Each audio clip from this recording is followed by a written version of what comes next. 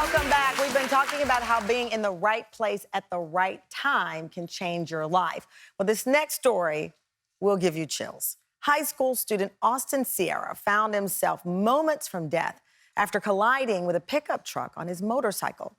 He was losing blood fast, and his injuries were so severe that paramedics told him he would never survive if a mystery man had not arrived just at the right time to save his life.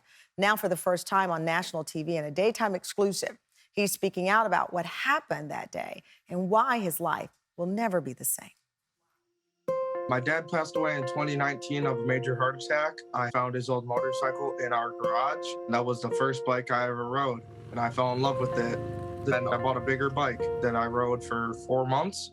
It was just a normal day. I was just heading out to meet up with some riding buddies for some ice cream. I was about 3 miles from my house, and I realized I had forgotten my wallet. So I turned the bike around, and as I was riding back, I was going through an intersection doing about 55 miles an hour, and a pickup truck rolled off of a stop sign, and that is where we collided. All I remember is waking up on the ground with paramedics and firefighters surrounding me. I was confused. I thought that I had just gotten bumped, but it was a on-contact amputation. My leg was gone. The gentleman who arrived on the scene ended up putting a tourniquet on my left leg, saving my life. After I had spoken to paramedics, they said that they would have never gotten there in time. They said that I should have had a headstone for my 18th birthday. My femur was broken. I had multiple back fractures. 3 of my ribs were broken, including my right lung had been punctured.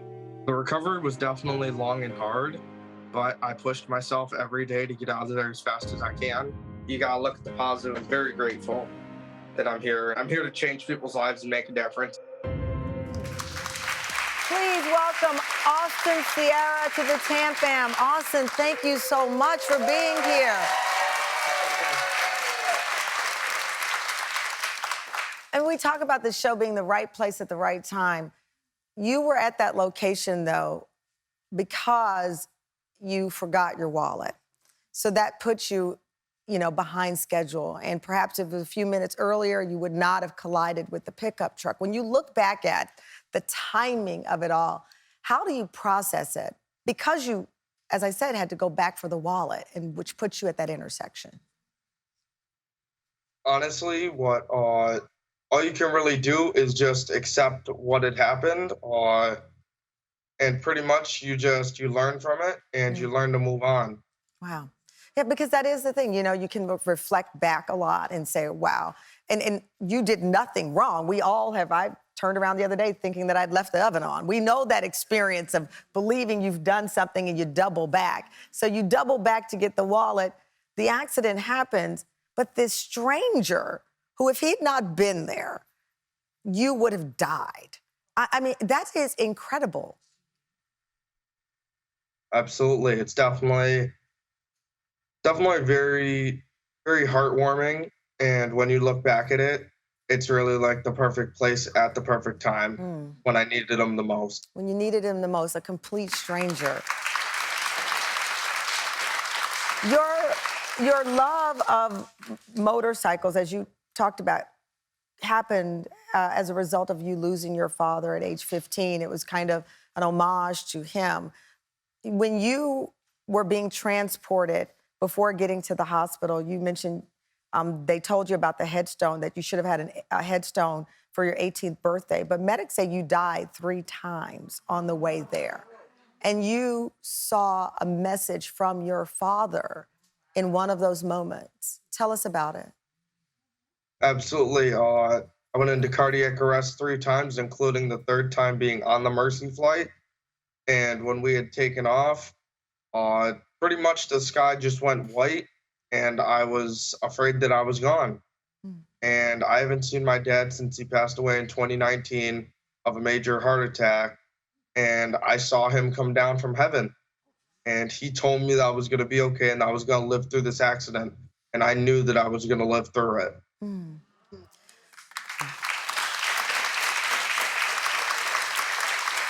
Austin, when you think about the person who stopped to help you being in that right place at the right time, we always wonder, would we be able to act? Would we be able to act in an urgent moment? Because you were dying. He arrived and you were dying. How do you reflect on the love of someone else who never met you and the desire to help you and he never met you? Honestly, you just try and help everybody else as much as you can.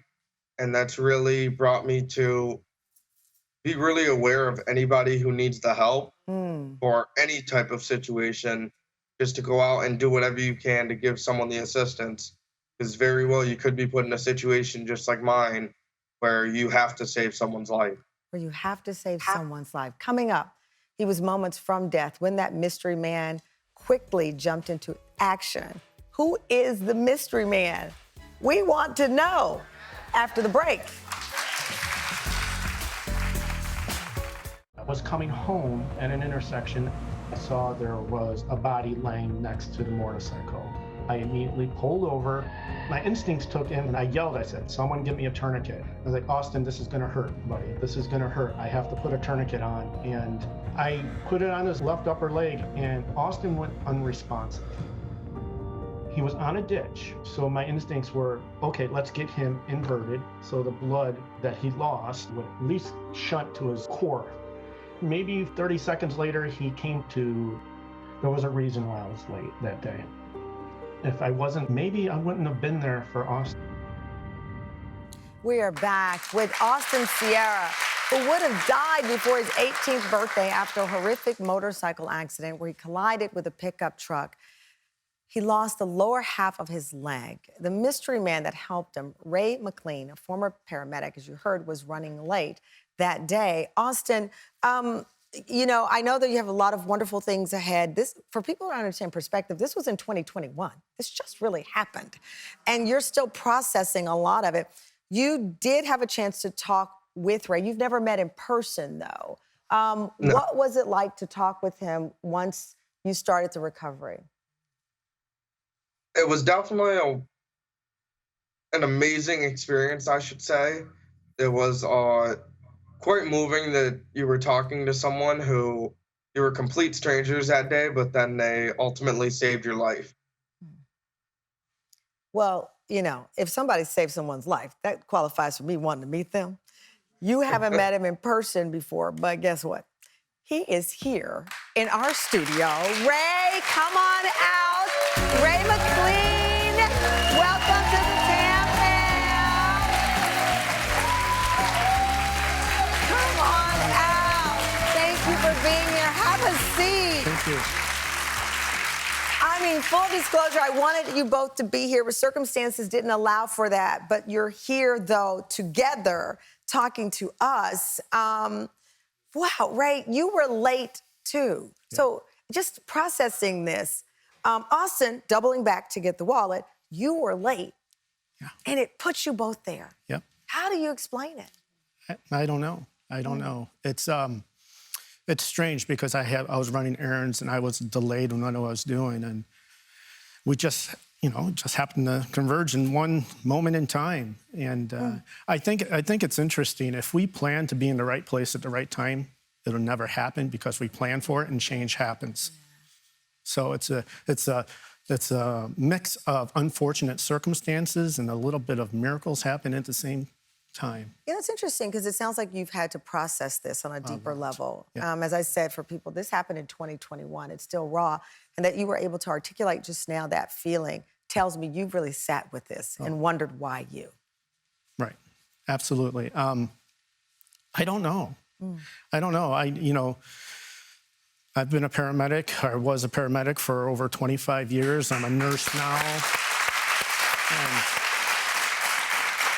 all the training we do as first responders gives us the instinct to respond in an instant. And who knows, maybe all that 25 years was for Austin.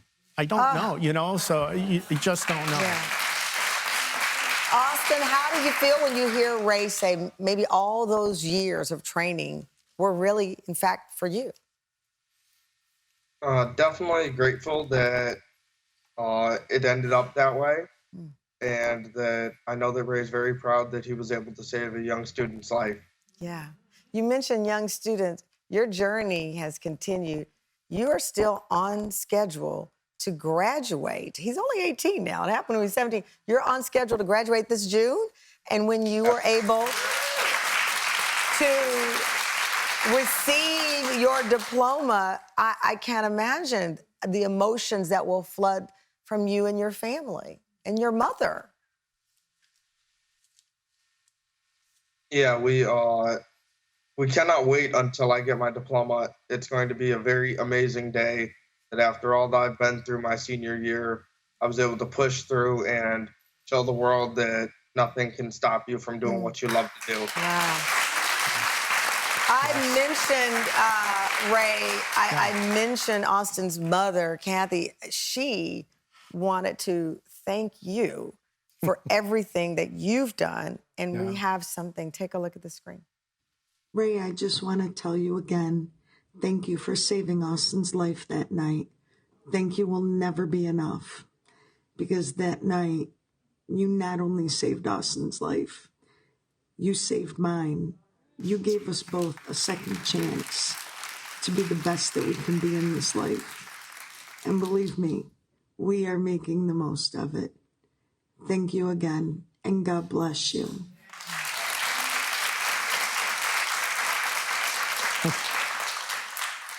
It's a lot. It's a lot. It's hard not to be emotional. But This is a safe space. Yeah. Have you seen me? I it's a cry at safe everything. space. National TV, it's a safe space. It's a safe space. Promise you. Yeah, it is. It is a lot. Yeah. Yeah.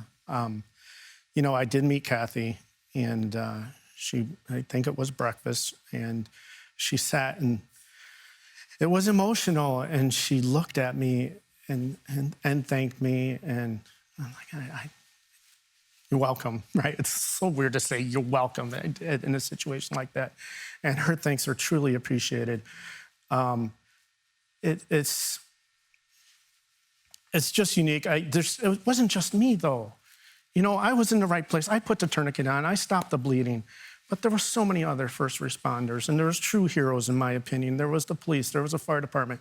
There was the nurses, the doctors at the hospital, and the Mercy Flight crew. They put their lives on the line every day, and that's what I did for 25 years. I signed up for a shift knowing I was taking the risk. They deserve the credit.